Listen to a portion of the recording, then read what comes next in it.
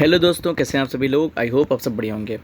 तो हम आपके लिए लेके आए यूपी टेट पेपर 2 का विज्ञान के क्वेश्चंस। ठीक है, जो टोटल 30 इंपॉर्टेंट क्वेश्चन आपके लिए लेके आए हैं, जो लगभग बार बार जो है यूपी टेट की परीक्षाओं में पूछे गए हैं। चलिए बिना किसी देरी के इनको स्टार्ट करते हैं। और इससे पहले जो है आप देख लीजिएगा चैनल पर प्लेलिस्ट पड़ी यूपी टेट स्पेशल के नाम से, वहाँ जाके देखिए कि यूपी टेट की और भी जो है जैसे ईवीएस है, हिंदी है, सीडीपी है, इनके क्वेश्चंस डाले गए हैं, तो उसे ज़रूर देखिएगा। चलिए स्टार्ट करते हैं। पहला क्वेश्चन कह रहा है, इसकी व्याख्या भी साथ साथ में बताता चलूँगा।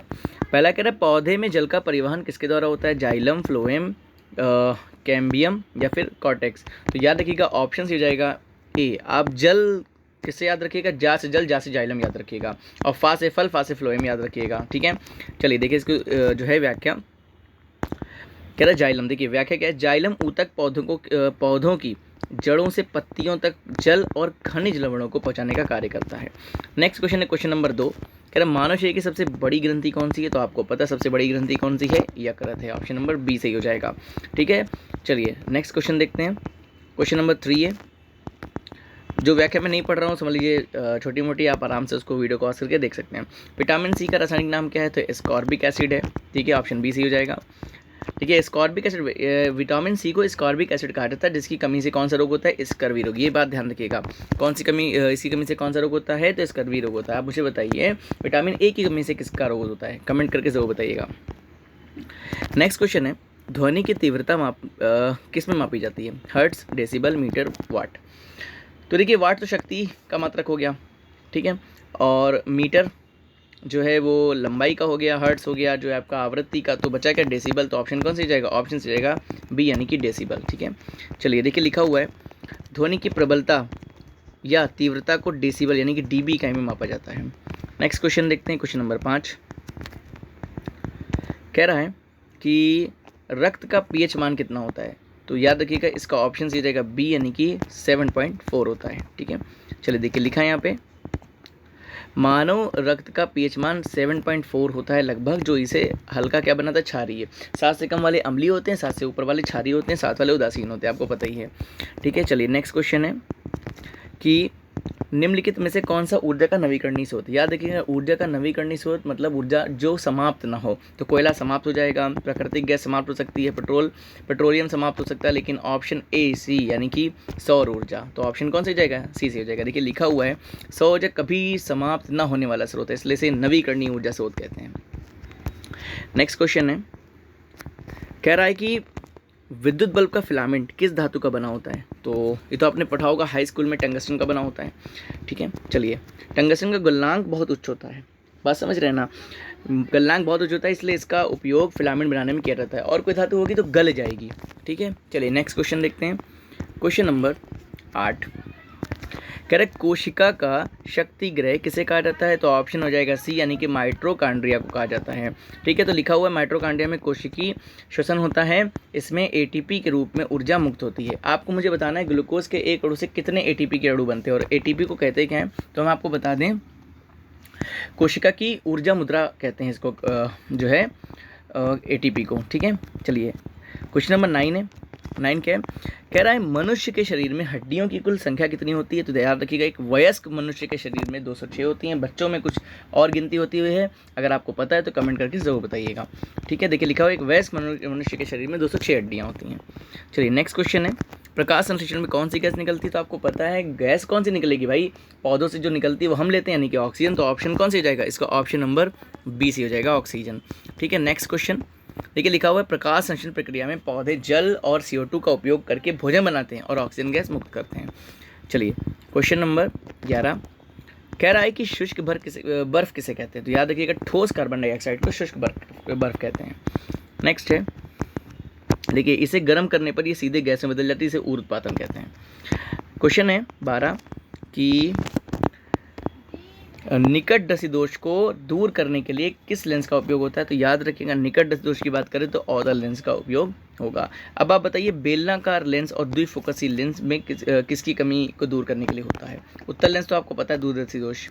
चलिए नेक्स्ट क्वेश्चन, क्वेश्चन नंबर 13 कह रहा विटामिन डी की कमी से कौन सा रोग होता है, तो आप जानते हैं ये होता है रिकेट्स होता है, ठीक है, यानी कि हड्डियाँ कमज़ोर हो जाती है, तो हड्डियाँ मजबूत करने के लिए विटामिन डी ही तो चाहिए होता है, ठीक है। चलिए next question, question number 13, vitamin D. अच्छा एक चीज़ और, यहाँ पे ये 2 बार क्वेश्चन हो गया है, जो है क्वेश्चन टाइप करते वक्त और क्वेश्चन सेट करते वक्त कभी कभी गलती हो जाती है, उसके लिए क्षमा करिएगा, ठीक है। चलिए क्वेश्चन नंबर 14 क्या है, कह रहा आवर्त सारणी का जनक किसे कहा जाता है, तो आवर्त सारणी का जनक कहा जाता है ऑप्शन नंबर बी यानी कि मेंडलीव को। नेक्स्ट क्वेश्चन है कि इंसुलिन की कमी से कौन सा रोग होता है, तो आप जानते हैं इंसुलिन की कमी से कौन सा रोग होता है, मधुमेह रोग होता है, ठीक है, यानी कि डायबिटीज़ हो जाती है। नेक्स्ट क्वेश्चन देखते हैं, क्वेश्चन नंबर 16, ये बढ़िया क्वेश्चन है, कई बार पूछा जाता है, पानी का घनत्व किस तापमान पर अधिकतम होता है, याद रखिएगा पानी का घनत्व 4 डिग्री सेल्सियस पर अधिकतम होता है, ठीक है। चलिए नेक्स्ट देखते हैं, ये देखिए आयतन न्यूनतम और घनत्व क्या होता है, अधिकतम होता है, याद रखिएगा। कह रहा है गुरुत्वाकर्षण का नियम किसने दिया था, तो ये दिया था ऑप्शन नंबर बी यानी कि सर आइजैक न्यूटन ने दिया था, ठीक है। नेक्स्ट क्वेश्चन देखते हैं, क्वेश्चन नंबर 18, रेबीज़ के टीके की खोज किसने करी थी, तो याद रखिएगा ये की थी लुई पास्टर ने, ठीक है। चलिए नेक्स्ट क्वेश्चन है कि ओजोन परत किस मंडल में पाई जाती है, तो याद रखिएगा समताप मंडल में पाई जाती है और ये पराबैंगनी किरणों से हमारी रक्षा करती है, ठीक है, इसे रक्षा कवच पृथ्वी का कहते हैं, ठीक है। देखिए लिखा हुआ ये हमें सूर्य की हानिकारक पराबैंगनी यानी कि यूवी रेस से बचाती हैं, ठीक है। नेक्स्ट क्वेश्चन है 20, हमारे सौरमंडल का सबसे बड़ा ग्रह कौन सा है, तो आप जानते हैं सौरमंडल का सबसे बड़ा ग्रह कौन सा है, बृहस्पति है, और सबसे छोटा कौन सा है ये कमेंट करके बताइए। चलिए नेक्स्ट क्वेश्चन देखते हैं, नेक्स्ट क्वेश्चन है कि लार में कौन सा एंजाइम पाया जाता है, तो याद रखिएगा लार एमाइलेज पाया जाता है, ऑप्शन नंबर बी सही हो जाएगा, ठीक है। देखिए लिखा है लार में मौजूद एंजाइम है जो भोजन के पाचन में मदद करता है, ठीक है, यानी कि स्टार्च और मंद को कार्बोहाइड्रेट्स में तोड़ देता है। नेक्स्ट क्वेश्चन है जंग लगना किस प्रकार का परिवर्तन है, तो याद रखिएगा वो कैसा परिवर्तन है, रासायनिक परिवर्तन है, ठीक। चलिए नेक्स्ट क्वेश्चन देखते हैं हम लोग, नेक्स्ट क्वेश्चन है देखिए लिखा हुआ जंग लगने पर लोहे का ऑक्साइड बनता है जो एक नया पदार्थ है, इसीलिए हम क्या कहते हैं इसको, हम कहते हैं कि जो है रासायनिक अभिक्रिया है। और भौतिक परिवर्तन जो होता है उसमें कोई नया पदार्थ नहीं बनता है, जैसे आप देखिए कांच का टूटना ही क्या है, भौतिक परिवर्तन हुआ। चलिए क्वेश्चन है 23, कह रहा है हृदय का मुख्य कार्य क्या है, तो आप जानते हैं रक्त को पंप करना है, ठीक है। चलिए नेक्स्ट देखते हैं हम लोग, देखिए लिखा हुआ हृदय पूरे शरीर में रक्त संचार बनाए रखने के लिए पंप की तरह कार्य करता है। क्वेश्चन नंबर 24 है, देखिए क्या है, कह रहा है कि ध्वनि सबसे तेज़ किस में होती है, याद रखिएगा ध्वनि को चलने के लिए माध्यम की आवश्यकता होती है, तो ठोस में सबसे ज़्यादा चलेगी ना, क्योंकि कंपन से उत्पन्न होती है ध्वनि, ठीक है।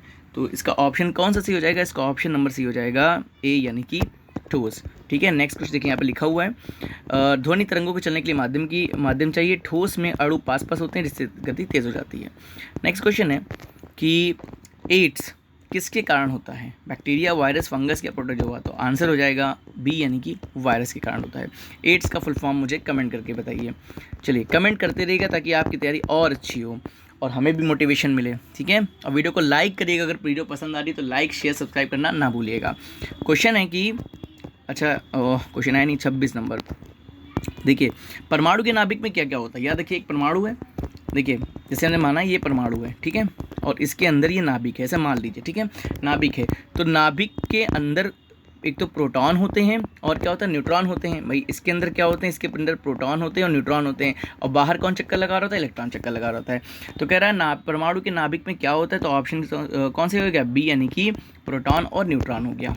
चलिए ठीक है, लिखा नाभिक के अंदर प्रोटॉन न्यूट्रॉन स्थिर होते हैं जबकि इलेक्ट्रॉन बाहर चक्कर लगाते हैं, ठीक है। 28 नंबर क्वेश्चन, 26 के बाद देखिए 28 आ गया, यानी कि क्वेश्चन 30 ही है लेकिन वो 13 2 बार हो गया और 27 हट गया। अच्छा 27वां क्वेश्चन जो है वो धोखे से हट गया, उसके लिए क्षमा मांगते हैं आपसे, ठीक है।